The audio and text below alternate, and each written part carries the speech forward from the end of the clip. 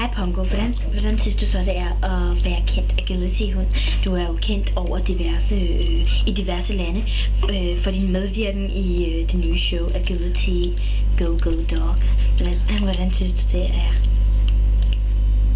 Det er fedt. Det er rigtig fedt. Ja.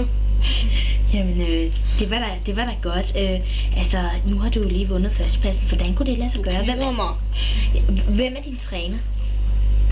Donna. Hvem er Donna? Min mor. Er Donna din mor? Jamen, Jamen.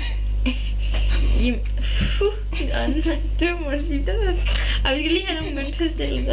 Kan du kritisere mig? Nej, ikke så meget. Kun lidt. Du stikker.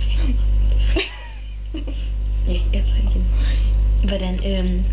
Hvordan kunne det være, at du valgte at gå ind på Agility verdensklasseholdet? Giv mig nu den mikrofon!